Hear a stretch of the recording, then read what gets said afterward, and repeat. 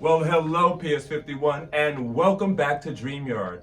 For our last class, we were creating characters. And for our characters, we created settings. Settings are the environment where a character is. So let's focus on two things for today's lesson. Character and setting. The more information you give about your character, the better it is for a person who's looking at your drawing or reading the story. They know more about your character and it creates more interest. You could describe my character by drawing some of my physical traits or even writing about them. But what else could give some more information about my character? Maybe my clothes.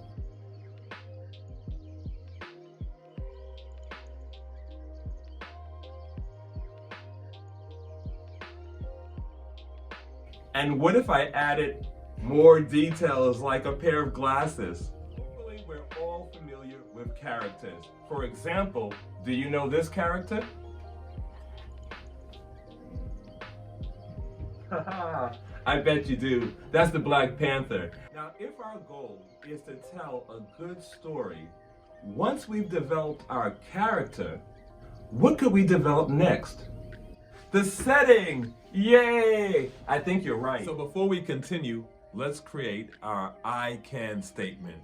I can create better characters and better settings. What can you tell me about my setting? Not very much. I'm sitting in a room possibly with a big white curtain behind me. It reminds me of some of our drawings. Sometimes we might draw a portrait or a character on our white piece of paper and there's nothing around them. That doesn't give us a lot of information. So after we've drawn our character, how can we draw and create our setting? Well, let's think about our character. Where does our character live? Or where is the character when you're drawing the picture? Is the character in their home? Are they outside? Are they playing basketball? Ha! So let's play a game. I want to play a game of tell and show. I want to tell you a story first, and then I want to show you that story. Here's how we'll do it. First, let me tell you the story. Mr. Mark came home from work excited about an idea he had for an art project. He came home, he rushed into his room, he got his art pad out and started to draw some of his artistic ideas. Now, that's the telling of the story. How do we show it? Well, first, I need a setting. Yay! Now we have a room. And now I have a setting in which to tell my story. So now that I've told you the story, let me show you that story in action.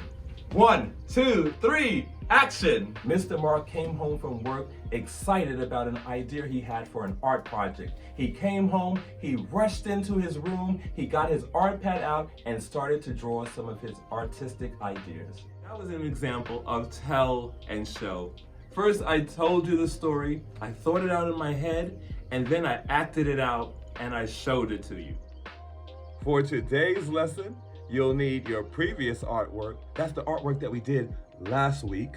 You'll need 3 sheets of paper, a pencil, some scissors, and some glue.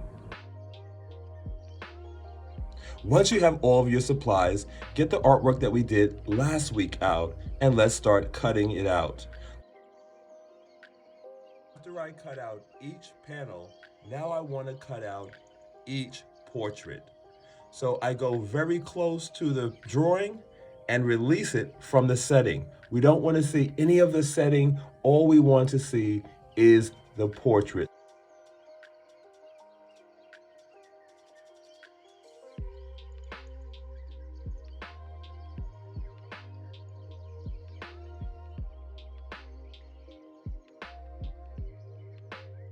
We're going to now place them on the 3 sheets of white paper.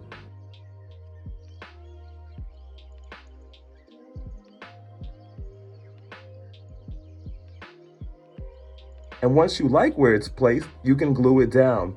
If you do not have any glue, just leave it on the piece of paper. It's fine.